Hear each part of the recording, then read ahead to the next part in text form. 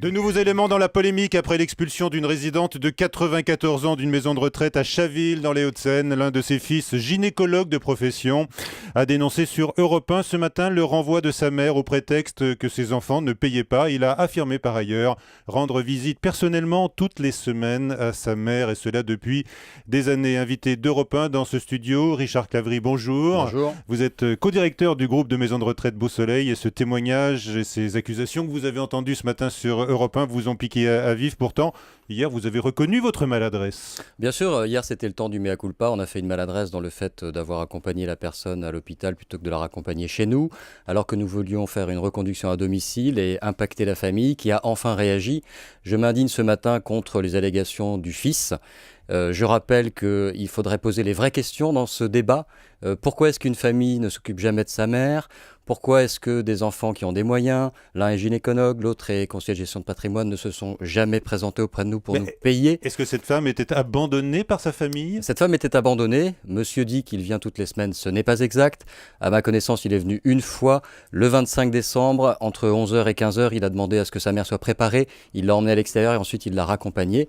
Mais organisez donc un débat, une confrontation entre lui et moi et vous verrez qu'il sera confondu dans ses mensonges. C'est-à-dire que depuis 2 ans, vous ne l'avez vu qu'une fois dans cette maison de retraite rendre visite à sa mère. Notre équipe a tracé 2 visites, l'une d'un frère François et l'autre de ce monsieur Alain. Et je voudrais profiter de votre antenne pour m'indigner contre ce que j'entends. Nous sommes des professionnels qui avons un métier difficile. Je pense à mes équipes. Nous nous occupons de personnes âgées qui ont des problèmes de dépendance et nous devons le faire avec l'accompagnement, le soutien des familles. C'est pratiquement toujours le cas. Ici, en l'espèce, c'est de la malhonnêteté, c'est une ignominie. La famille ne s'occupe jamais de cette maman. La famille a les moyens. La maman a une retraite confortable qui est détournée par la famille. C'est pas un problème financier. 2200 € de retraite pour cette femme, c'est inférieur au montant de la pension que vous lui réclamez. Oui, mais c'est pas un problème financier au fond. Ce que j'ai fait, je l'ai fait parce que la famille ne s'occupe pas de sa maman. Et j'ai souhaité qu'il y ait enfin une réaction, alors qu'il y a eu un jugement du tribunal de grande instance de Nanterre qui nous a donné raison. Mais nous avons de manière assez régulière interrompu le contrat et proposé un retour à domicile.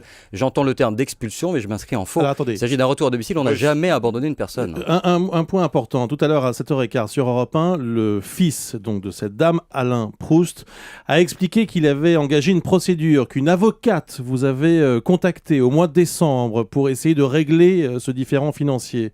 Vous dites que c'est pas vrai. Mais je n'ai pas dit ça. Écoutez la situation.